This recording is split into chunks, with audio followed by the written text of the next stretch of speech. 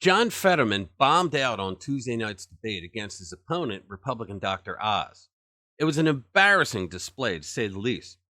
And after the debate, his campaign accused the debate hosts of screwing up the closed caption system. And the company fought back. I'll tell you what they said. And if you stick with me until the end of this video, I'm going to tell you why I think, unfortunately, Fetterman may actually win in the end, even after this abysmal performance. You're not going to want to miss this.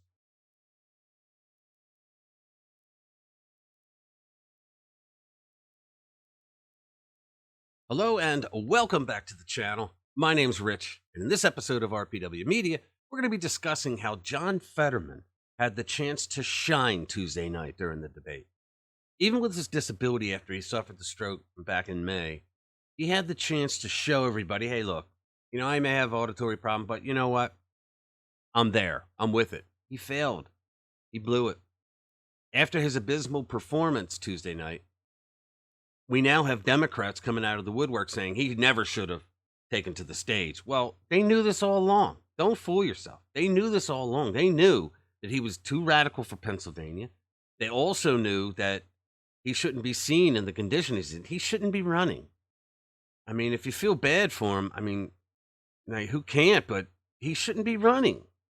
He should be trying to work on himself and his family. Let's be honest with that. So our guy Steve wrote, last night's debate was the beginning of the end for John Fetterman. I have to agree. So he wrote, recently, Joe Biden and John Fetterman met in private for a meeting. I would have paid a lot of money to be in the room, not because I want to make fun of their limited brain functions, but because I am curious as to whether they could understand each other when no one can make heads or tails of anything either of them says. That's funny. So Fetterman was actually extremely pathetic, and I actually felt bad for him. He did. I didn't. You could tell from the very beginning that he wasn't going to fare well, and this is true. Because he actually started the debate as if he was saying goodbye. Listen to that. Let's get started, Mr. Fetterman. We're going to begin with you. Your political experience includes serving as the mayor of Braddock, a small borough near Pittsburgh, and one term as lieutenant governor. You're running for a seat that could decide the balance of power in Washington. What qualifies you to be a U.S. Senator? You have 60 seconds. Hi, good night, everybody. I'm running to serve Pennsylvania. Wait a minute. Good night, everybody? He said good night, everybody. Don't you normally say good evening, everyone? He said good night, everybody, like, see ya. Come on. That's funny. It's pathetic, but it's funny. See, there's a major problem I have with all the gourmet voting scams that the Democrats created. And they've created them all. Okay, but one of the worst, besides mail-in ballots, for reasons I'm not allowed to say here, were a windfall for the Democrats. Okay, but I think one that's equally as bad is this early voting. Okay, supposedly over 100,000 Pennsylvanians have already voted by now.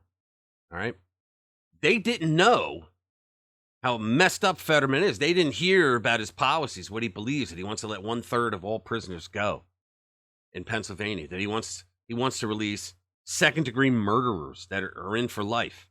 He wants to release them. He wants to legalize all drugs, which would include fentanyl.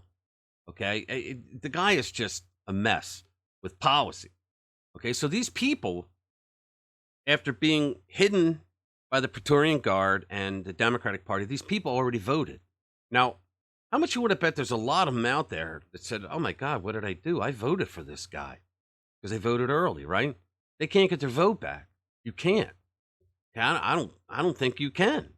Even if you call someone, I don't think you can. So, with the misinformation, fake news media always acting as that Praetorian Guard for the Democratic Party, the only way Democrat voters are going to find out that a candidate has some serious problems with this early voting is out of a debate. Well, they held off the debate, right? They held off the debate until now. It's 2 weeks prior to the election. 100,000 people have already voted. Now, we have another problem out there. He will not release his medical records. Give this a listen. Thank you, Lisa. Let's turn to what has become one of the key themes of this race, fitness to serve. For these individual questions, there will be no rebuttals allowed. Mr. Fetterman, we begin with you. You suffered, as you mentioned a moment ago, a stroke 4 days before the May primary. Last week, you released this note from your doctor saying you can work full duty in public office, but you have not released your detailed medical records surrounding your stroke. Mr. Fetterman, will you pledge tonight to release those records in the interest of transparency? You have 60 seconds. No. To me, for transparency is about showing up. I'm here today to have a debate. I have, speeches in front of 3,000 people in Montgomery County, all across Pennsylvania, big crowds. I believe if my doctor believes that I'm fit to serve, and that's what I believe is appropriate. And now with 2 weeks before the election, I have run a campaign and I've been very transparent about being. He hasn't been transparent about anything during the campaign. He's been in hiding. Very open about the fact we're in use captioning. And I Well, how is he not going to be open about it? They're using closed captioning. believe that, again, my doctors, the real doctors that I believe in, they all believe that I'm ready to be served. Follow up. I didn't hear you say you would release your full medical records. Why not? You have 30 seconds. No, again, my Dr. L believes that I'm fit to be serving, and that's what I believe is where I'm standing. Okay, Mr. Fetterman, thank you. Unbelievable. So they let him get away with it. So his doctor, who's the same doctor, right, who said that he's fit to serve, donated money to his campaign. He should be up on like some kind of ethics violation. He donated money to the Fetterman campaign, and then he's the doctor that they use to say that that he's fit to serve. Are you kidding me?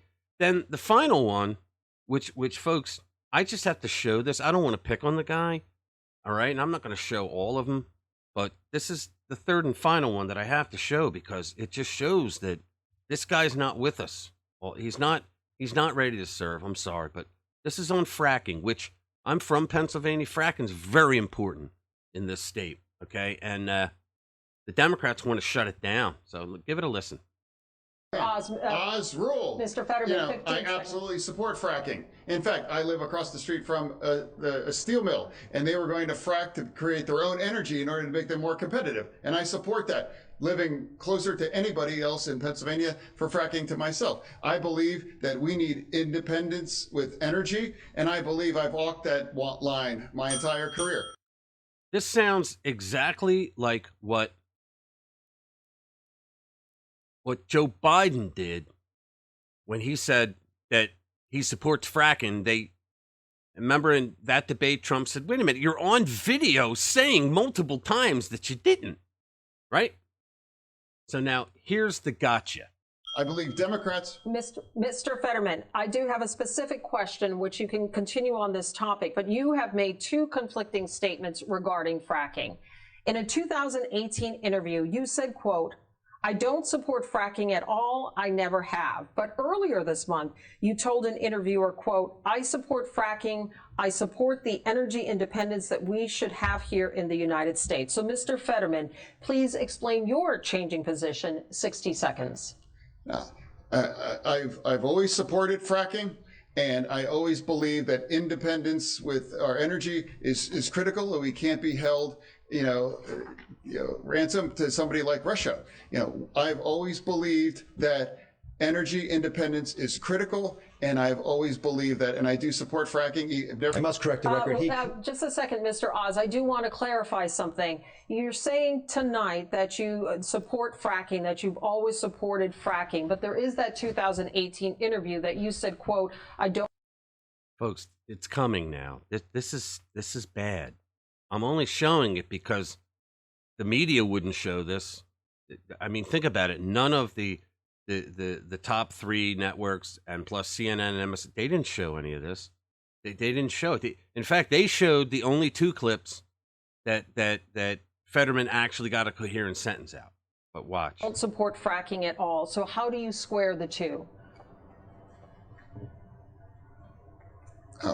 I do support fracking, and I support fracking, and I stand and I do support fracking. Okay, thank you, Mr. Fetterman. Unbelievable. He just kept saying, I support fracking. He didn't explain it, and they let him get away with it. But you know what? He didn't get away with anything because everybody saw that. I mean, that's really bad. When you think about it, that's really bad. Now, after the debate, his campaign started making accusations, all right?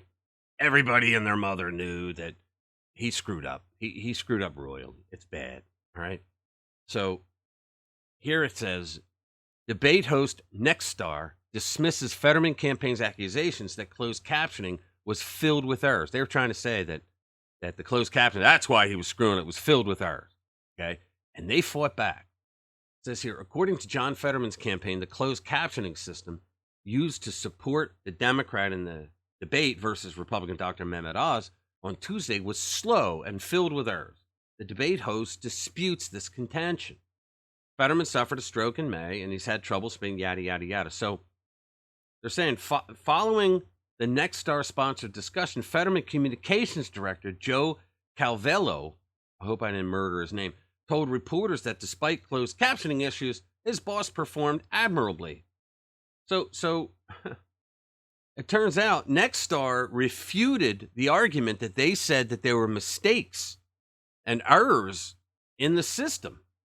So they're declaring in a statement that the Democrat had not taken advantage of all his opportunities to rehearse ahead of Tuesday night's debate. Nexstar claimed that they had given both of the candidates 2 practice opportunities, but Fetterman chose to only take 1. Okay? That's on him.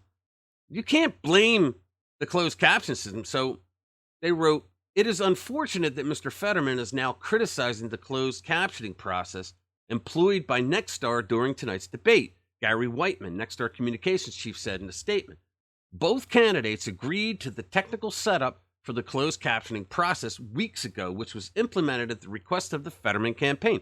Both candidates were offered the opportunity for 2 full rehearsals with the same equipment used in tonight's debate. Mr. Fetterman chose to do only 1. That's on him. Okay? That's on him.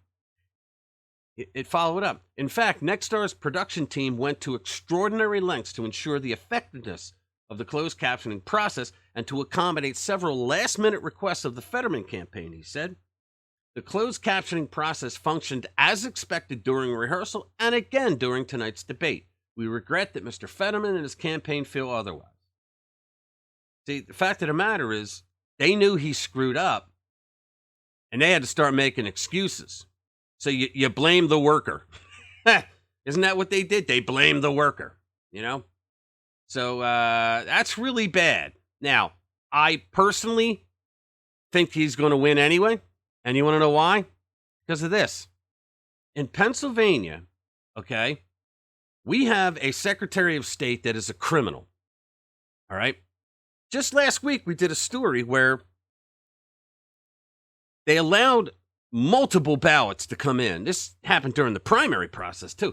They allowed thousands of ballots to be accepted, mail-in ballots, that didn't have a date on them. So it went to court, okay, because Pennsylvania law says that mail-in ballots must have a signature that's verified and a date, okay? They didn't have a date on them, thousands of them. So they went to court, Commonwealth Court, left-wing court. They ruled, yeah, you can use it. You can break the law. That's just, if you say, yeah, we'll let it go, that means you can break the law. They should have been thrown out, okay? So it then went to, I believe it was the Third Circuit Court of Appeals, which is a liberal, it's a leftist court. They agreed as well. But then it went to the Supreme Court, and the Supreme Court said, hey, guys, what are you doing here? Article 1, Section 4 of the Constitution says that the legislature, state legislature, has the authority to create election law, and you in the executive branch, you know, Secretary of State, you're supposed to enforce it. Well, you're not enforcing it, so enforce it. Well, this Secretary of State, who's an acting Secretary of State, said that, went around social media everywhere and plastered it and said, we're going to ignore it, that ruling. They're saying that the SCOTUS ruling does not affect the Commonwealth's ruling. Then why do we have a Supreme Court? So now we have 255,000 unverified new voters sent ballots. Now think about that. They're going to allow it. So in other words, you have to verify when they're new voters, you have to verify their signatures and their address. You have to verify everything about them. I mean, I could fill out 15 ballots with different names, and if they're not verified, I could vote 15 times, right? They're going to allow it. This is criminal. Yet we're not supposed to say anything about it. This is what's going on, folks. So I can't use the words because we'll get in trouble here, but you're reading it. And don't think, oh, it's the Gateway Pundit. Go and look for this elsewhere. It's printed elsewhere. This is a fact, okay? Pennsylvania Democrat officials sent out 255,000 ballots to people they could not verify either by their Social Security or driver's license numbers. So they're ineligible to vote, but they're going to allow it. So what do you think that means?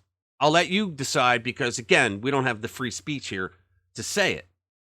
But figure it out. So when you hear John Fetterman, when you hear that buffoon, okay, the guy who lied about his support on fracking, said he always supported fracking, all right, but then he says he never supported fracking. So when that guy wins, all right, now you know why. That's it. Thanks. We'll see you in the next one.